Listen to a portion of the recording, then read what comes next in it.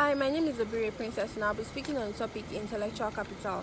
Intellectual capital refers to the collection of a company's knowledge and resources which gives it some sort of economic benefit. Intellectual capital distinguishes successful organizations. It is the collection of intangible assets of an organization broken down into different categories to give value to the organization and competitive advantages.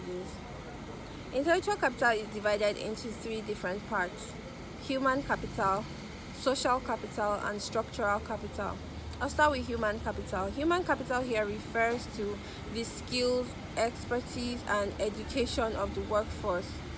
It refers to the experience and knowledge of the workers in the organization that brings values to the company. Social capital, on the other hand, refers to the valuable relationships that the company has with its stakeholders, the valuable relationship it has with the clients, with partners, and other external entities. Finally, we have the structural capital. Structural capital refers to any form of supportive infrastructure, tool, or process that the company uses to retain information, such as media, databases, and so many more.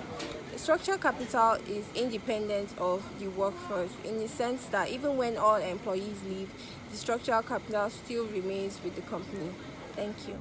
My name is Beatrice Obeche, and I'll be talking about knowledge management. In 1900, knowledge was said to be doubled every 100 years. In 1945, it was said to be doubled every 25 years. In 1982, it was said to be doubled every 12 months. Then in 2020, it was doubled every 12 hours. This shows that there's an endless pool of knowledge in the world. Then to the definition of knowledge management. Knowledge management is a process by which an enterprise organizes, gathers, and shares its information in a way that it becomes accessible to every employee. According to Tom Davenport, he describes knowledge management as the process of capturing, distributing, and effectively using knowledge. There are three types of knowledge. We have the tacit knowledge, we have the explicit knowledge, then we have the implicit/applied knowledge. The explicit knowledge, this is type of knowledge that can be easily understood, can be easily documented, it is easy to share and understand, and it is used mostly when an individual gains employment into an organization. For the implicit or applied knowledge, this type of knowledge is the most complex form. It's the most complex form of knowledge. It is gained through real life experience. As an individual spends more time in an organization, he begins to gain new knowledge. Then to tacit knowledge. Tacit knowledge is intuitively understood. It is difficult to articulate and codify. It is also gained through real life experience, but it is difficult to transfer, although it can be understood by spending time with someone with more experience in your field. There are 4 steps in which an organization can manage knowledge. The first step is by identifying their goals. The second step is by locating the sources in which knowledge is embedded in that organization. The third step is by capturing knowledge, and the fourth step is by organizing, valuing, and sharing knowledge. Thank you. I'm taking chapter 9, human element. What do humans actually do? Why do they share their knowledge? Everyone wants to get promoted, everyone wants to do well in an organization. In fact, a person's knowledge is a large part of what makes an individual valuable to any organization. And to a large extent, it determines the salary, title, or promotion given to an individual in an organization. In some cases, some employees might not want to share their information to other members of the organization as they feel that the value will be dropped if other members know about this information, which is quite true. It benefits from the actions and efforts of another employee and actively use the knowledge for their own self-interest and to achieve their personal goal without sharing their own knowledge, which may eventually cause others to drop out as well as they observe the inequity.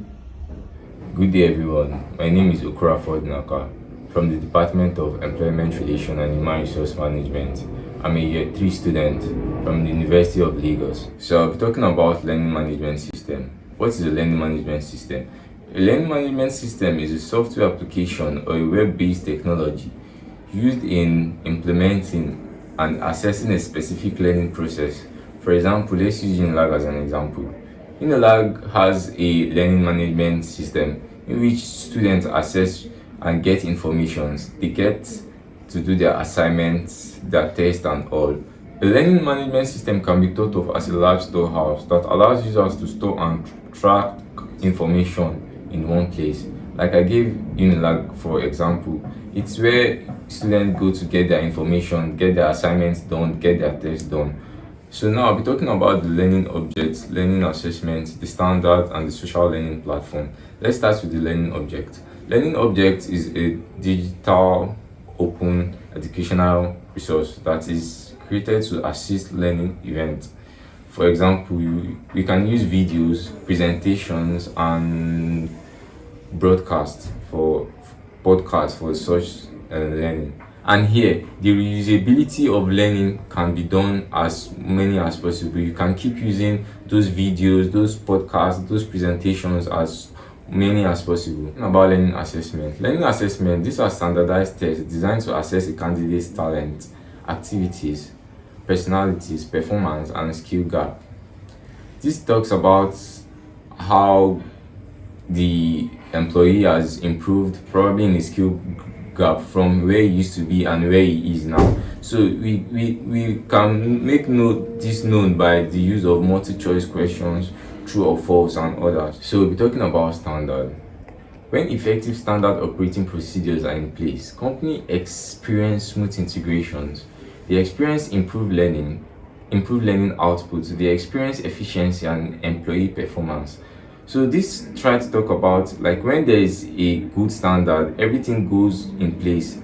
There will be efficiency, good output, good employee performance. So we'll be talking about a social learning platform. A social learning platform is a learning management system with the feature that allow learners record, share, interact with others on subject matters related to work as well as employee training and development. This is quite explainable. This social platform helps employees know how far they've gone through their work process with their colleagues through interaction with the social platforms that we talk about with the use of Google Hangout and Skype. So I'll be talking about e-learning education. There are places where e-learning education can take place. One, it can take place in the same location, and two, it can take place in a different location. Let's talk about different location. Under the different location, we have synchronized interaction and we have the asynchronized interaction. For the synchronized interaction happen when messages can only be exchanged through real time, in the sense that when the giver sends a message, the receiver needs to be active to receive that message. For example, webcam or audio conferencing. Now, you can't have an audio conference without the receiver and the giver. So they have to be like an interaction that happened at the same time. That's why it's called a real time. So we're talking about the asynchronized interaction. An asynchronized interaction is an interaction without real time. That is conversation that can take place without the receiver being ready to receive it. For example, this kind of interaction can take place through email. The receiver does not necessarily have to be active to receive that message, but can receive it at any given time, because there are no specific time for such message to be sent or received. Now I'm talking about the same location. Under the same location, we have classroom lecture and shared use classroom. Under the classroom lecture, we have teaching theaters, we have laptop to all stations, we have presentation tools. While under the shared use class, we have computer labs and we have language labs. In conclusion, a learning management system is for the empowerment of learning and development with training and development of their learners, so they can continue to help in the growth of the company, success, and ultimately drive revenue. Thank you. My name is Umi Sholi. I'm taking chapter 9, Knowledge Management and E-Learning. E-learning means learning conducted via electronic media, typically on the internet. Learning could be self-paced, it could be instructor-led, and it could be hybrid.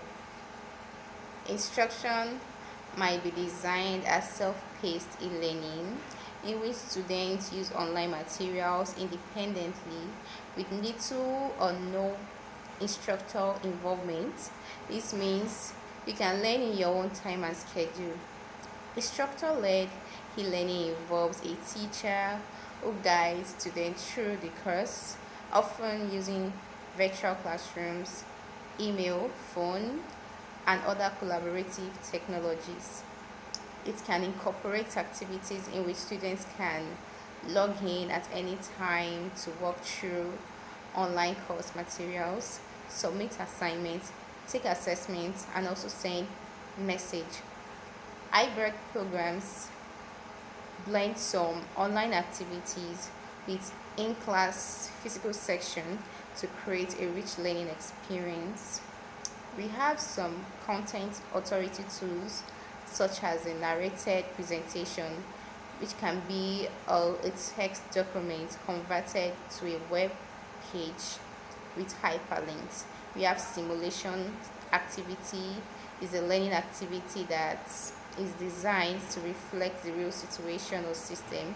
It is an activity that involves active experimental learning. We also have the augmented and virtual reality. Thank you.